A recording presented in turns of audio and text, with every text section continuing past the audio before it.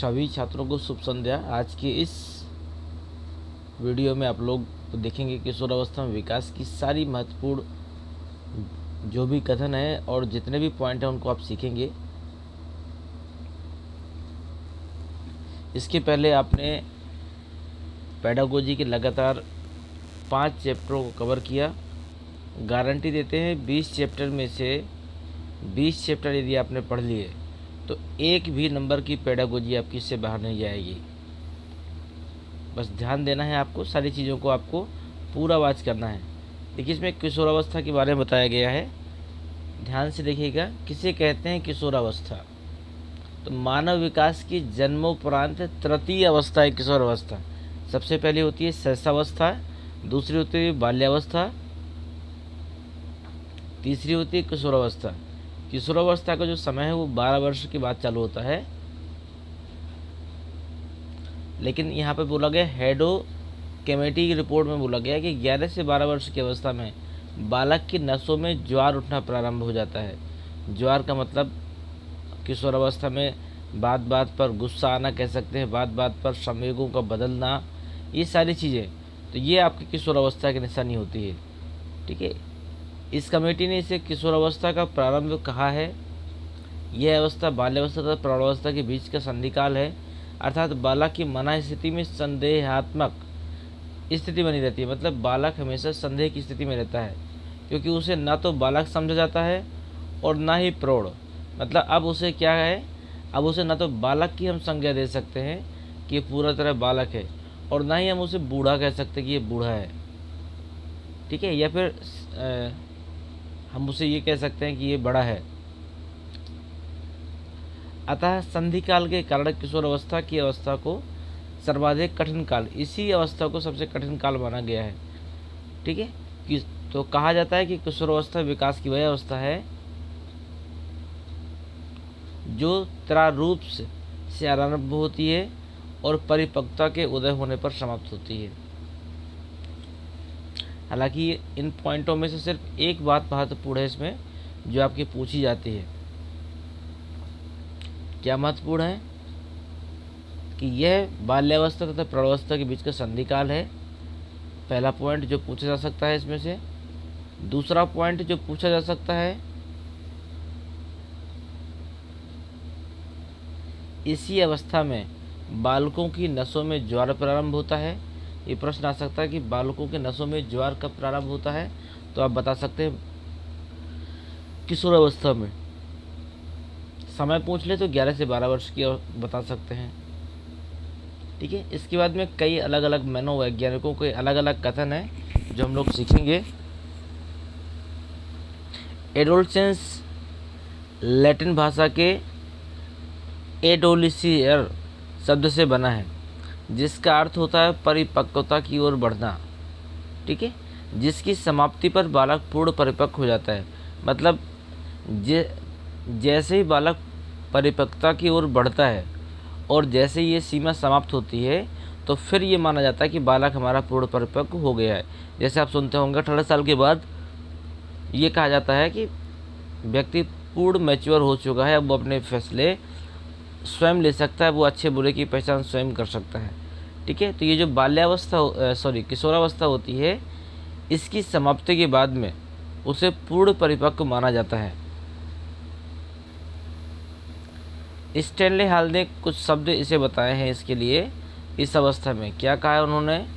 Stanley hall के अनुसार ये जो अवस्था होती है वो संघर्ष की होती है, तनाव की होती है, तूफान की होती है और विरोध की अवस्था होती है। ये 4 पॉइंट उन्होंने बताए हैं कि ये 4 पॉइंट इसके अंतर्गत लागू होते हैं।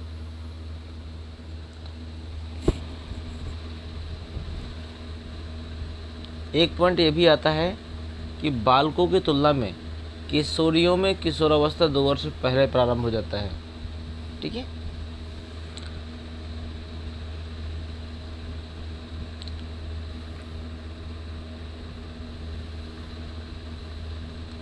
इस अवस्था में संवेगात्मक उथल पुथल लगातार होते रहते हैं, इसलिए इसे क्या कहते हैं? समस्यात्मक अवस्था भी कहते हैं। संवेगों का उथल पुथल इसमें लगातार बना रहता है, इसलिए इसे समस्यात्मक अवस्था भी कहते हैं। और जो ये अवस्था होती है ये भी शिशुओं के समान चंचल बनी रहती है। जैसा कि शैशवावस्था में होती है उस प्रकार किशोरावस्था में भी हो जाती है।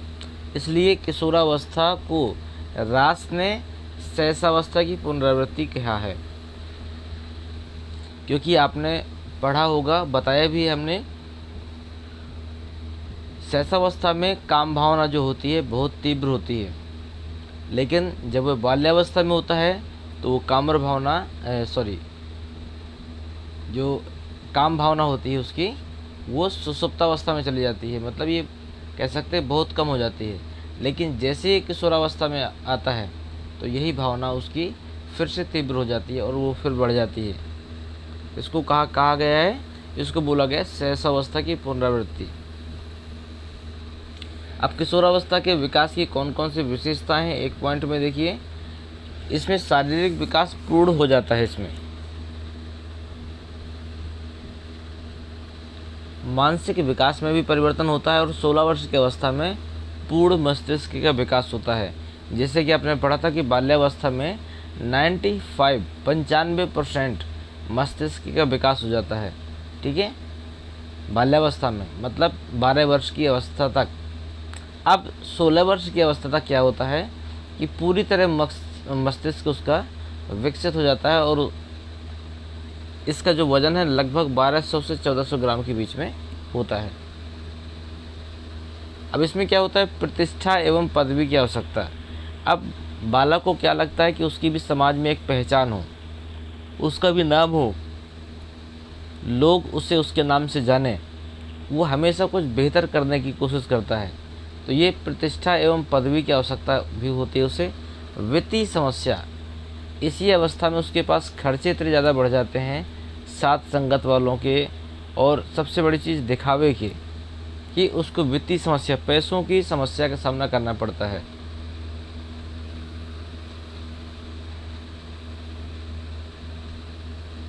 स्थिरता तथा समायोजन का अभाव।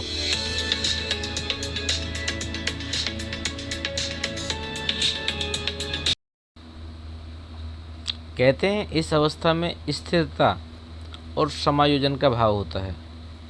स्थिरता और समायोजन का अभाव होता है। ठीक है, मतलब बालक का जो मस्तिष्क होता है वो भटकता रहता है और किसी एक जगह वो केंद्रित नहीं कर पाता है। और इसी अवस्था में मादक वस्तुओं के सेवन की समस्याएं भी होती हैं, क्योंकि जिस तरह की बच्चे की संगत लग गई, जिस तरह के लोगों के साथ वो उठना बैठना प्रारंभ कर देता है, हो सकता है उसमें से कुछ ऐसे भी बच्चे हों जो कहीं ना कहीं गलत चीज़ों का सेवन करते होते हैं, तो उनकी भी आदत उसी हिसाब से हो जाती है। व्यवहार में विभिन्नता हो जाती है। आत्महत्या की प्रवृत्ति सबसे ज़्यादा इसी में पाई जाती है।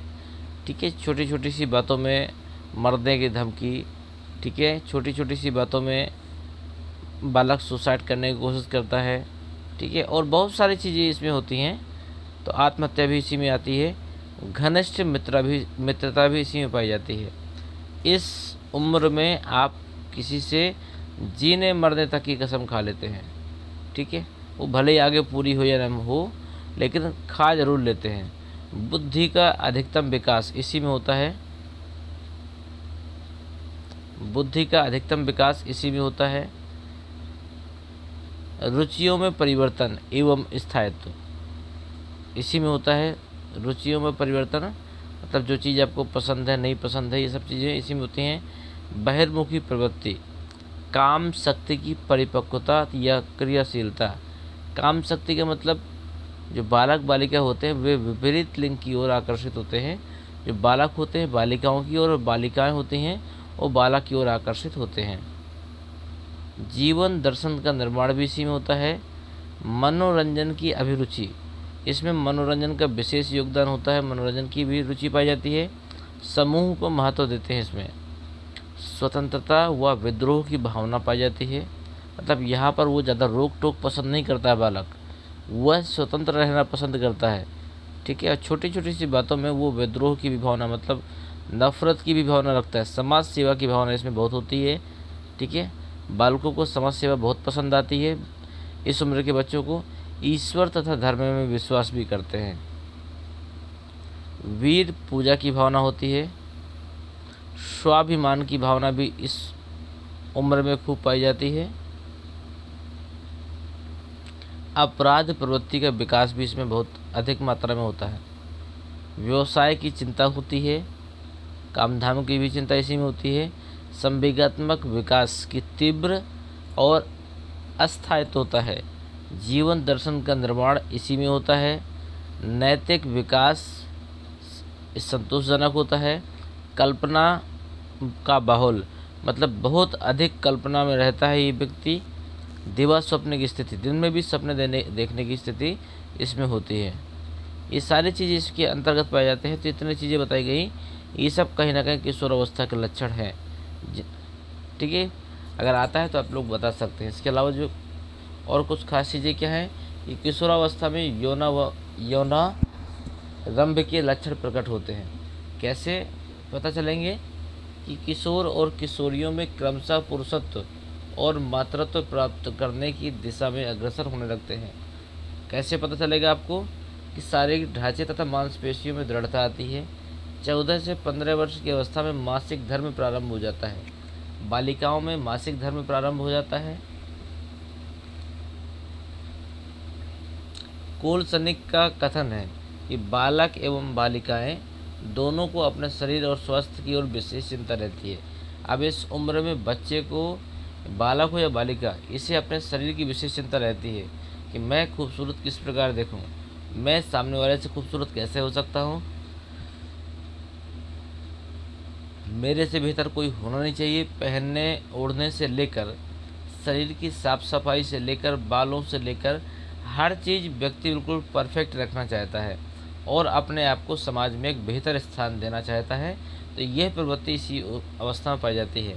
बालकों के लिए सबल, स्वस्थ और उत्साही बनना, ठीक है यहाँ, और बालिकाओं के लिए अपनी आकृति को नारी जाति आकर्षण प्रदान करना महत्वपूर्ण होता है।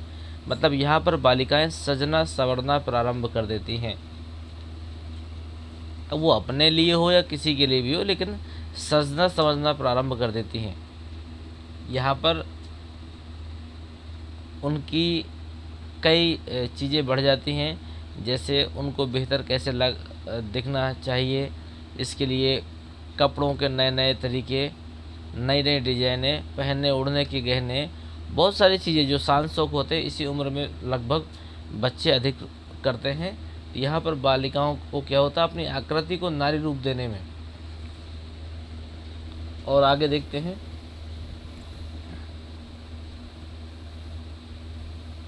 किशोरावस्था में किशोर एवं किशोरियों में मानसिक विकास पूर्णता को प्राप्त कर लेता है। मतलब यहाँ तक मानसिक विकास पूर्णता को प्राप्त कर लेता है। और किशोर एवं किशोरियों में सोचने समझने की, चिंतन और तर्क करने की, निर्णय लेने की तथा समस्याओं को हल करने की क्षमता का विकास हो जाता है। यहाँ तक बच्चा क्या करता है कि अब उसे सोचने समझने की क्षमता हो जाती है कि हाँ ये अच्छा है, ये बुरा है, यह मेरे लिए बेहतर हो सकता है, ये मेरे लिए गलत हो सकता है।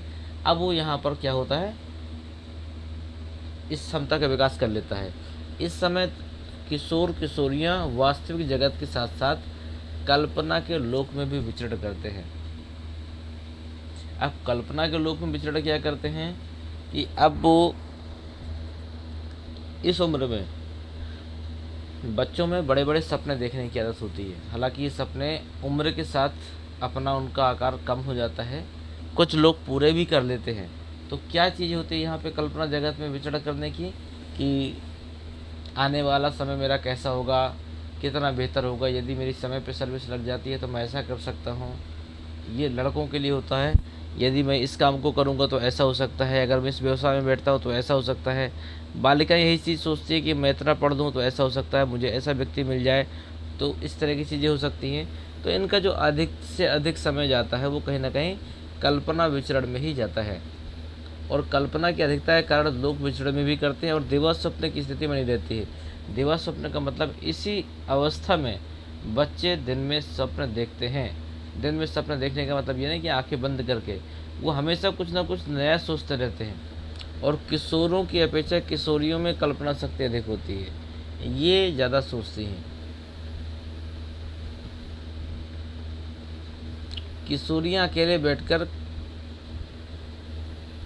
कल्पना लोग की ताना बाना बुनती रहती हैं, जैसे यह प्राप्त हो जाए, वही प्राप्त हो जाए, अच्छे गुण धन क्षमता के साथ प्रतिष्ठावान हो जाएं।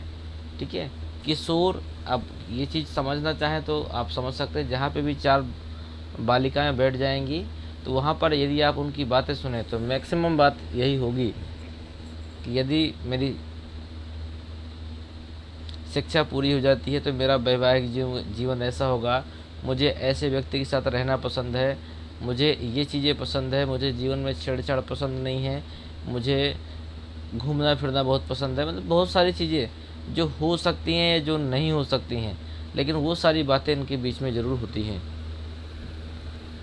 किशोर एवं किशोरियों में अपने विशिष्ट पहचान या पदवी बनाए रखने की सबसे बड़ी होड़ लगी रहती है, जिससे उन्हें समाज में अच्छे लोगों से उचित स्थान मिल सके।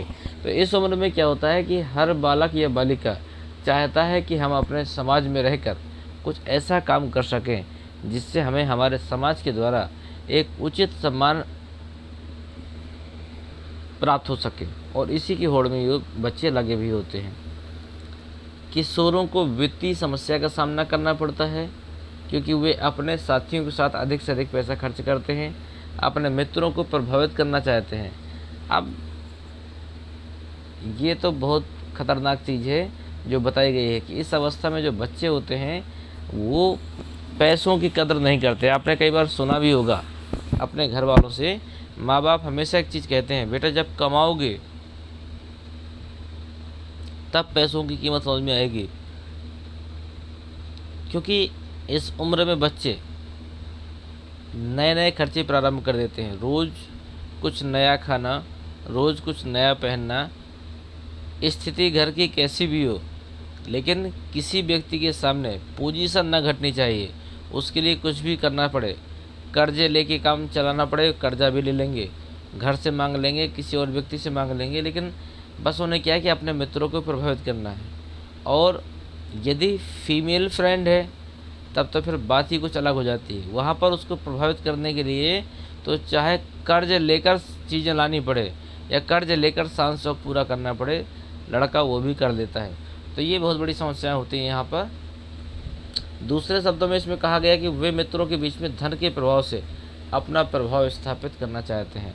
तो इस उम्र में बच्चे अपने परिवार की स्थिति को देखते हुए नहीं, बल्कि अपने आप को समाज में बेहतर स्थान मिले और उन्हें कभी किसी से कम ना आकलन किया जाए, इसके लिए वो कुछ भी करने को तैयार होते हैं। इसीलिए इस उम्र में धन की शिकायत और धन का अभाव इस बच्चों में रहता है। किशोर एवं किशोरियों का जो व्यवहार होता है क्षणभंगुर होता है, कुछ समय के लिए होता है। आप भी देखते होंगे, शायद हो सकता है या आपके साथ भी कभी ऐसा वो हो। क्षणभंगुर का मतलब थोड़ी थोड़ी सी बातों में नाराज़ होना। पता चले अभी बैठे हुए 10 मिनट बाद बात हो गई, चलो आज की बात आप मेरे से बात नहीं करना और मैं आपसे बात नहीं करूँगी। ये बहुत बड़ी समस्या होती हैं, क्योंकि उनकी मनःस्थिति कैसी होती है, शिशुओं की जैसी होती है। किशोरावस्था और शैशवावस्था कहीं ना कहीं बोला गया ना, एक दूसरे का पुनरावृत्ति है। तो यहाँ पर इसकी स्थिति भी कैसी होती है, शिशु की जैसी होती है। वह कभी कुछ विचार करता है तो कभी कुछ, और मन कैसा होता है, चंचल बना रहता है। इसीलिए रॉस ने कहा है कि किशोरावस्था को शैशवावस्था की पुनरावृत्ति।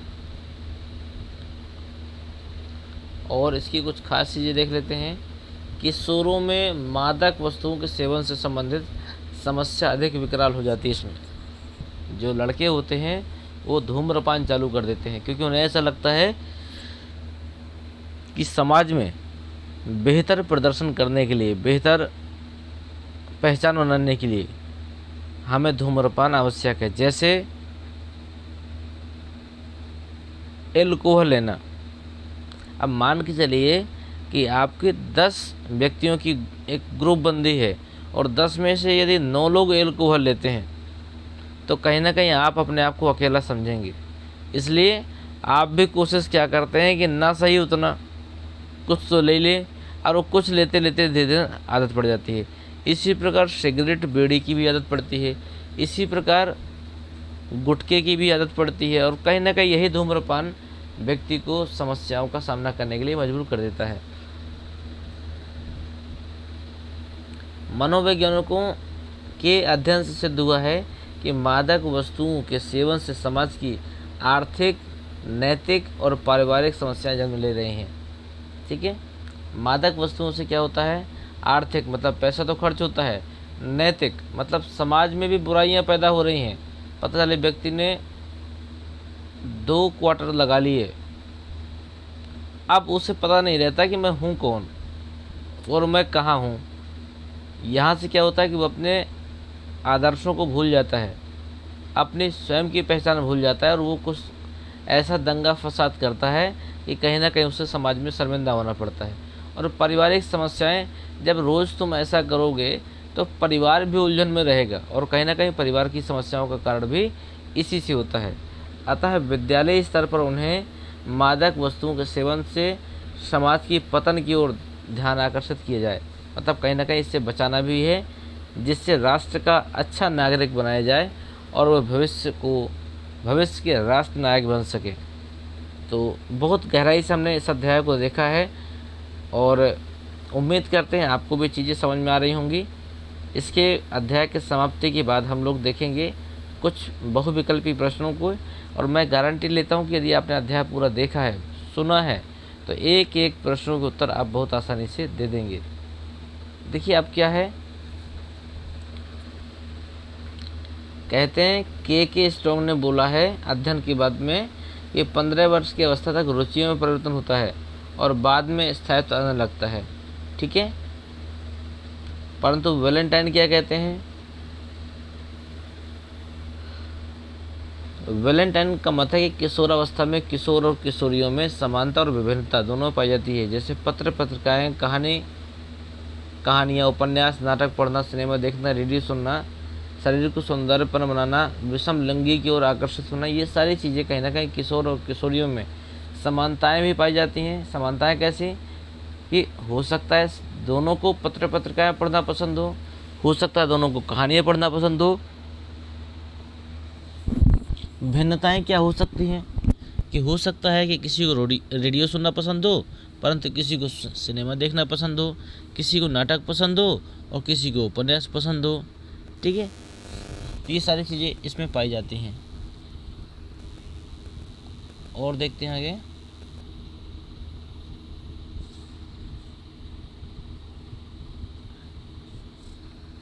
कहते हैं किशोरों में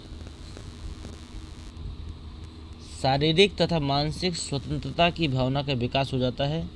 वह सहज रूप से परंपराओं, रीति रिवाजों, नैतिक मूल्यों को स्वीकार नहीं करते हैं।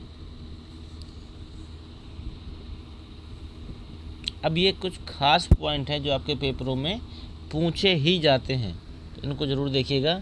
वैलेंटाइन क्या बोलते हैं, घनिष्ठ और व्यक्तिगत मित्रता,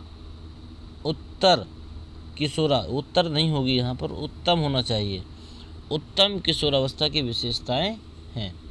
यहीं पर क्रो ने कहा है कि किशोर ही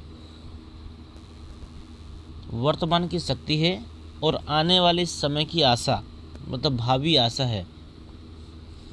और ब्लेयर जोन्स सिप्सन, हालांकि ये कभी आया नहीं है इसलिए हम इसकी चर्चा नहीं करेंगे। स्टैनले हॉल क्या कहते हैं, स्टैनले हॉल कहते हैं किशोरावस्था एक नया जन्म है क्योंकि इसी में उच्चतर और श्रेष्ठतर मानव विशेषताओं के दर्शन होते हैं। यहीं से आप आकलन कर सकते हैं इसी अवस्था से कि व्यक्ति का चलने का ढंग क्या है और व्यक्ति अपने जीवन में क्या कर सकता है। इसी अवस्था से आप बता सकते हैं। आपने देखा होगा कई बच्चों को देखकर आप स्वयं कह देते होंगे ये बच्चा इतना बिगड़ा हुआ कि जीवन में कुछ नहीं कर सकता है।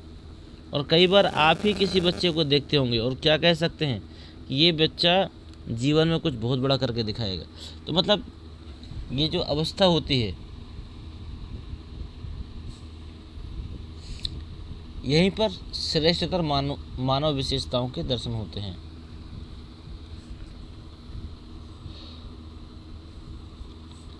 इसके अंदर साहब क्या कहते हैं, ये कहते हैं किशोरों में निर्णय करने का कोई अनुभव नहीं होता है।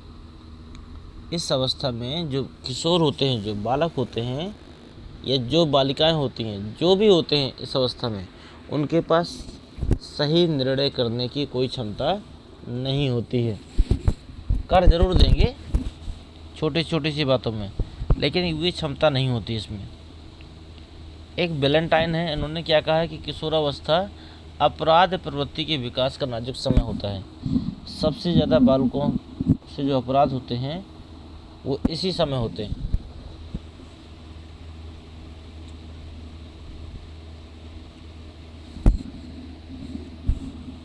एक कोलसनिक जी हैं, उन्होंने कहा है कि किशोरावस्था प्रौढ़ों को अपने मार्ग में बाधा समझता है, जो उसे अपनी स्वतंत्रता का लक्ष्य प्राप्त करने से रोकते हैं।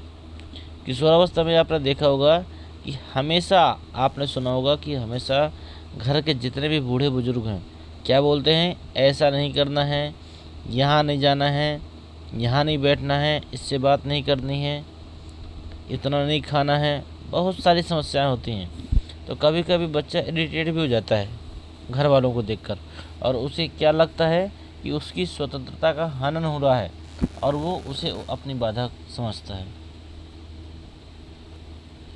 बिंग व हंट कभी आता नहीं है, लेकिन चलिए देख लेते हैं। किशोरावस्था की विशेषताओं को सर्वोत्तम रूप से व्यक्त करने वाला एक शब्द है परिवर्तन। ये कभी नहीं आता है, मैंने देखा भी नहीं इसको कभी। अगला ये आ सकता है आपका बी एन झा, कहते हैं जहाँ तक बुद्धि के विकास का संबंध है, यह किशोरावस्था के अंतर्गत अपने उच्चतम सीमा पर पहुँच जाता है। जो बुद्धि का विकास है ये कहाँ पहुँच जाता है, उच्चतम सीमा तक पहुँच जाता है।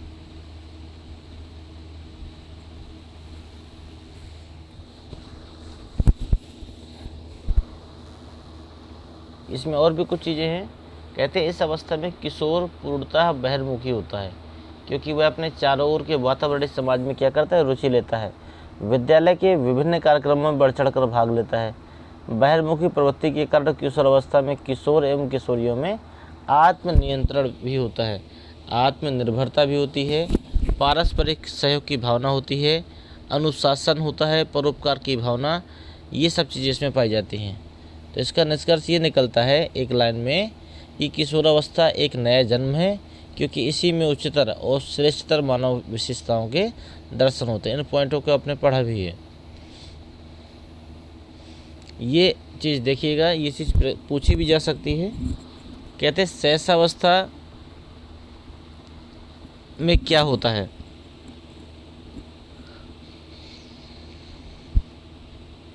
तो शैशवावस्था मतलब शुरुआत की अवस्था में जो नवजात शिशु होता है उसके मस्तिष्क का जो वजन होता है वो 350 ग्राम हो जाता है। ठीक है, यही मस्तिष्क के 5 से 6 वर्ष में 1 किलो 250 ग्राम हो जाता है। हड्डियाँ इस अवस्था में 270 के आसपास होती हैं। दांत क्या होता है, 6वें महीने में दूध के दांत निकल आते हैं, 12 महीने में दूध के दांत गिर जाते हैं। ठीक है, और 1-2 स्थायी दांत निकलने लगते हैं। बाल्यावस्था में मस्तिष्क का पूर्ण विकास नहीं होता है, मतलब 95% होता है।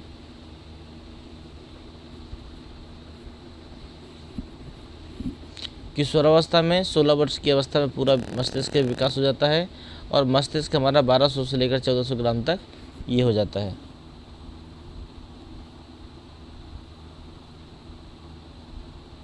और ये प्रश्न आपके पूछे जाते हैं, जो बालिकाएं होती हैं 16 वर्ष की उम्र तक और जो बालक होते हैं 2 साल बाद मतलब 18 वर्ष की उम्र तक अपने अधिकतम लंबाई प्राप्त कर लेते हैं, क्योंकि इसके बाद में अब उनकी लंबाई नहीं बढ़ती है। 18 वर्ष की उम्र का औसत बालक इसी उम्र की औसत बालिका से लगभग 10 सेंटीमीटर लंबा होता है। मतलब यदि उम्र एक ही है तो भी उसकी लंबाई में कुछ ना कुछ परिवर्तन जरूर होगा। सिर तथा मस्तिष्क के बारे में बताया गया है कि लगभग 16 वर्ष की उम्र तक सिर और मस्तिष्क का पूर्ण विकास हो जाता है।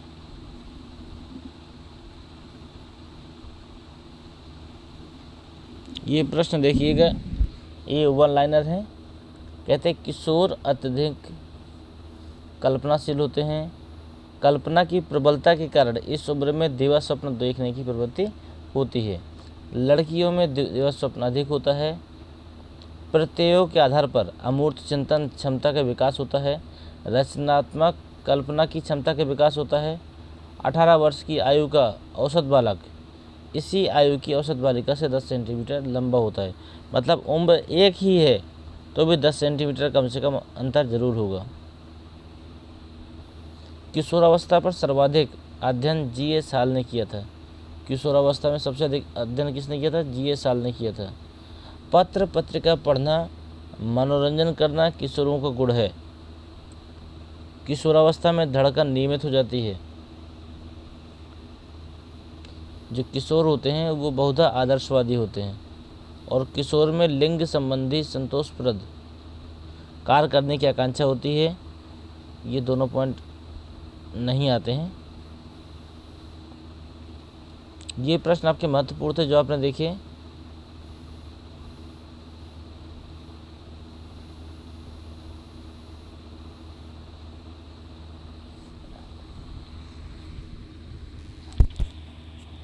कुछ और प्रश्न दिए गए हैं। कहता है एडोलसेंस किसकी रचना है? तो एडोलसेंस है आपकी जी.एस. हाल की रचना है।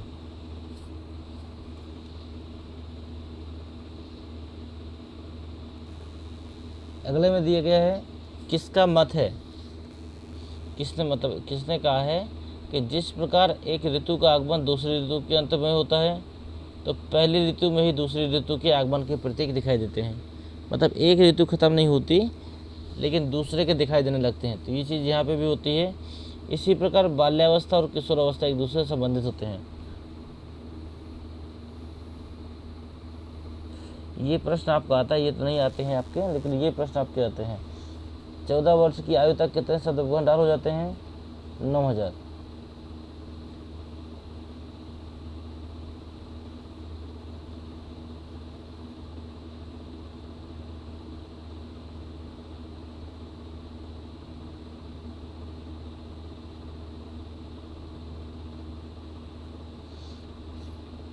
चलिए देखिए, 14 वर्ष की आयु तक बच्चे में 9000 शब्दों का भंडार होता है।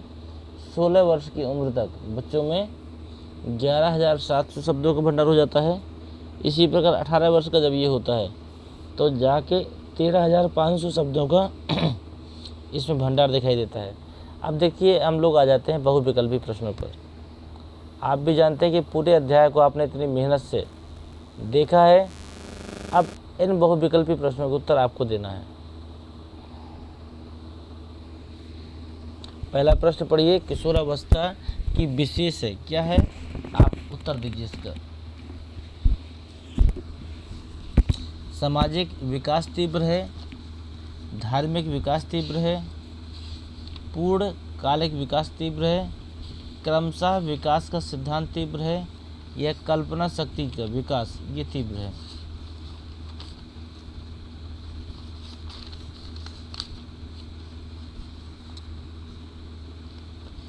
ए नंबर दिया गया पॉइंट क्या? दूसरा और तीसरा सही हो सकता है, तीसरा और चौथा सही हो सकता है, चौथा पांचवा हो सकता सही, पहला दूसरा पांचवा हो सकता है। तो पहले में कौन सा है बताइए आप। इसमें आपका पहला भी सही है, दूसरा भी सही है, पांचवा भी सही है, तीनों पॉइंट सही हैं।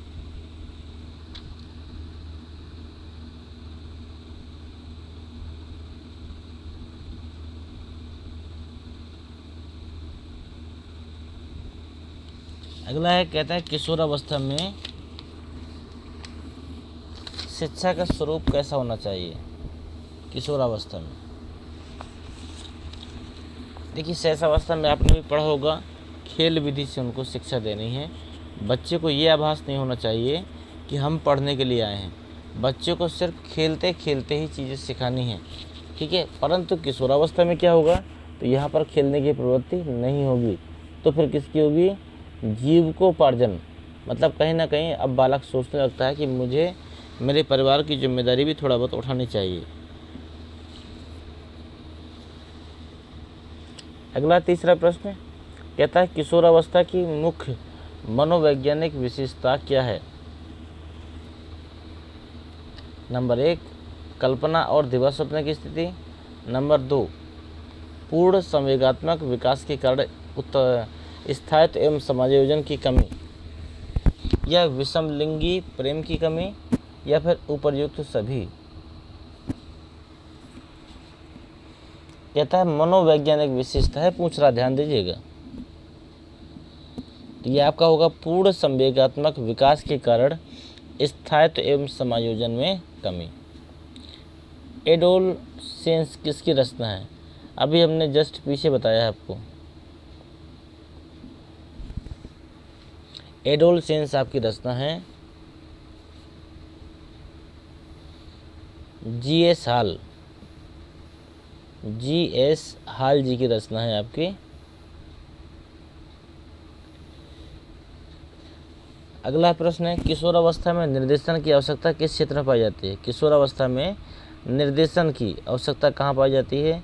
तो ये व्यक्तिगत भी पाई जाती है, व्यवसायिक भी पाई जाती है, शैक्षिक भी पाई जाती है।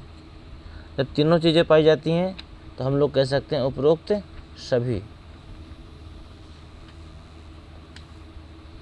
अगला प्रश्न है, किशोरावस्था में शिक्षा होनी चाहिए। किशोरावस्था में शिक्षा कैसी होनी चाहिए?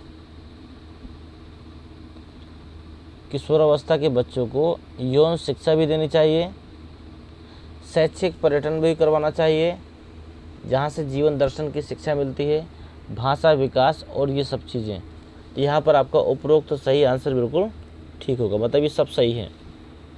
प्रश्न नंबर 7 में देखिए, किशोर में जो शारीरिक मानसिक संवेगात्मक परिवर्तन होते हैं वे अकस्मात होते हैं।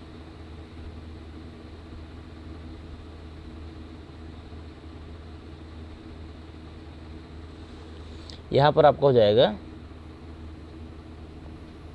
सी। कहते हैं किशोरावस्था में हृदय 1 मिनट में कितनी बार धड़कता है? किशोरावस्था में 72 बार।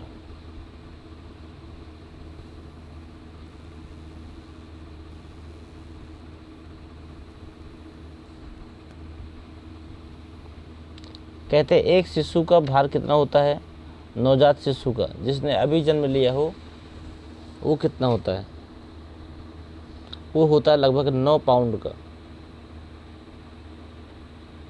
हेरो कमेटी का विषय क्या था? हेरो कमेटी,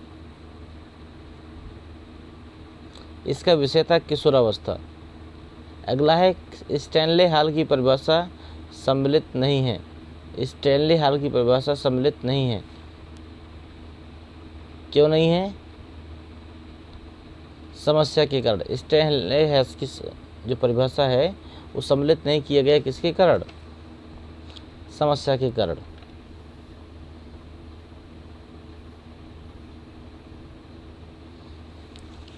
अगला प्रश्न है, कहते हैं किशोरापन किशोरियों में किशोरों की तुलना में कितने वर्ष पहले आ जाता है? ये आपने पिछले पेज में पढ़ा था कि ये 2 वर्ष पहले आ जाता है, तो विकल्प नंबर सी बिल्कुल सही होगा। आत्महत्या की प्रवृत्ति कब पाई जाती है? किशोरावस्था में पाई जाती है। स्वाभिमान के गुण कब पाए जाते हैं? किशोरावस्था में पाए जाते हैं। बुद्धि का अधिकतम विकास किशोरावस्था में। स्टैनले हाल कहाँ के वैज्ञानिक थे? स्टैनले हाल कहाँ के वैज्ञानिक थे? ये थे आपके अमेरिका के। प्रज्ञा के दंत कितने होते हैं? 4 हैं। प्रज्ञा के दंत कितने होते हैं? ये 4 होते हैं। मांसपेशियों का अधिकतम विकास होता है, कब हो जाता है? किशोरावस्था में जाता है। पूर्ण मस्तिष्क के कब होता है? 12 से लेकर 16 तक ये चलता है।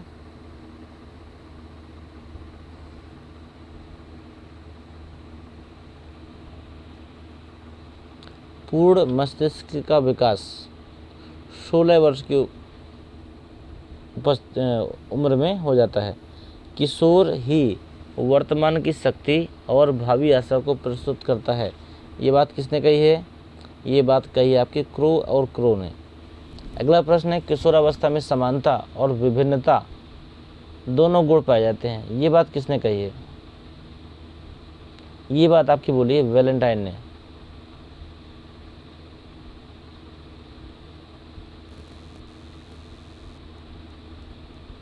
अगला है, इसमें कहता है किशोरावस्था में मांसपेशियां शरीर का कितना प्रतिशत रहती हैं?